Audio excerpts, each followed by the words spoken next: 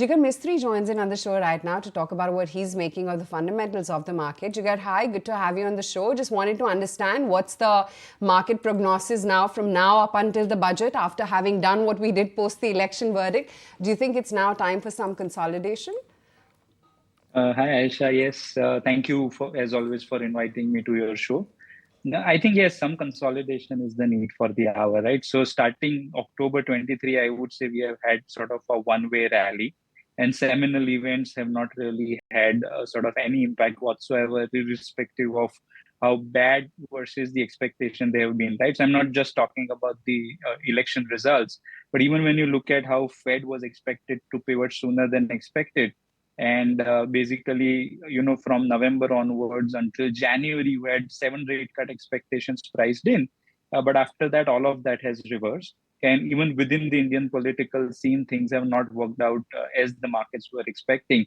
And despite all of that, we are talking about all-time highs. Stocks, almost 630 odd stocks have more than doubled in pricing over the past 13 months or so, and 80% of them have been small and mid caps, small caps rather, just small caps. So essentially, we have had a great run.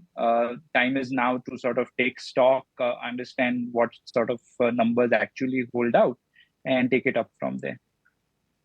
Okay, time to take stock of your investments. But since you are talking about a bit of a churn and the fact that you have to relook at your portfolio, where would you put incremental money to work? Would it be the similar ideas that used to do well, your capital goods, etc.? Or is there a change completely that you're looking at undervalued sector, the likes of, let's say, private banks, consumption, etc.? Right, Anisha. So I think, gross fixed capital formation to GDP. You've spoken on this on your show before about this. That 2012 onwards, we have had a downward trending sort of trajectory of the GFCF to GDP. And that started moving up since 2021. And now all the four sort of underlying, so central government spending, state government spending, real estate and housing, and private corporation spendings are on its way up. If this plays out for the next few years, then clearly you have one sort of big mega theme playing out, and people have chosen to play it in several ways. So obviously it started with the OEs. So capital goods index is among the best performing index over the past 3 years. Then you take a step back and go to the execution businesses, so EPC businesses. Then you take a step back and look at consumables, so cement, pipes, cables, all of them have done well. And then you take a step back further and look at all the housing finance companies that have done well. And I think time now is to look at a lot of the corporate facing banks and related entities to do well. So I think valuations on some of these businesses are now pricing in a lot. Private banks, I would say, are not among those. So that continues to be a very interesting play of things. Okay, point taken. So that's the view coming in on the entire setup right now. But overall, what's the view on the small caps? As we're talking about that, it seems like there's certain pockets which have become overvalued. In that case, is it just fair for people to probably book out and put money and redeploy it into only large caps? Or what's the way to go about your mid cap and small cap positioning right now? Right, Anisha. So look, I'll give you a few numbers here. So in March 2019, if you look at what retail directly owns in their name, you look at each and every company and multiply it with the market cap. Then in March 2019, the value of their holdings stood at about 22 trillion INR, 22 lakh crores. In COVID, March 2020 quarter, that number came down to 8 lakh crores, right? And since then, if I look at the same number in June 2024, that number has gone up to a whopping 60 lakh crores, right? So retail in their own name, forget mutual funds, forget PMSs, in their own direct account have generated a wealth of over 50 lakh crores in under 4 years.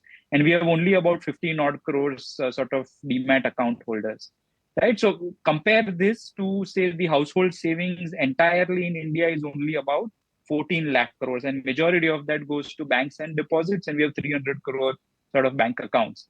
Compare that to the wealth that has been made in the equity markets, and majority of this has been made in the small and micro cap. By micro, I mean company number 501 in the list of market caps and above. And those businesses have gone up 16 times. Small cap has gone up close to 9 times. Large cap has gone up 3.5 times.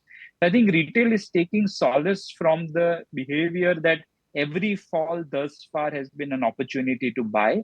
And the same behavior is repeated time and again. Mutual funds, if you look at the small cap number of folios, that's gone up 4x in under 3 years. We have now more small cap folios than mid cap or large cap number of folios, right? So it's been a great run so far. But when you do a reverse DCF on many of these businesses, we are now accounting for huge expectations and which may be difficult for many of these companies to meet. So our fund was about 63% invested in small and mid caps by March 2023. So last year, we have brought that down to closer to 50% now. And if the rally continues, we'll bring it down further to about 30-odd%. Right. Jigar, market cap distinction aside, where is it that you still find value on the table and would have, put fresh money to work? Any theme or any sector? Right, Aisha. So I think private banks is one theme which we are clearly interested in. The second, within the NBFC pack, I think housing finance companies is where we continue to have a reasonably large ownership. Thirdly, automobile and auto ancillaries is a place where there is still some amount of value that's left. Fourth, pharmaceuticals, excluding the sort of pure generic space, is something that we have a reasonably large exposure to. And largely, as I said, the consumable side of the GFCF story. So cement, sort of cables and all those businesses is where we have exposure to. Okay, Jigar, good to have you on the show. Thanks as always for taking the time out. If you like this video, then like, share and subscribe to ET Now.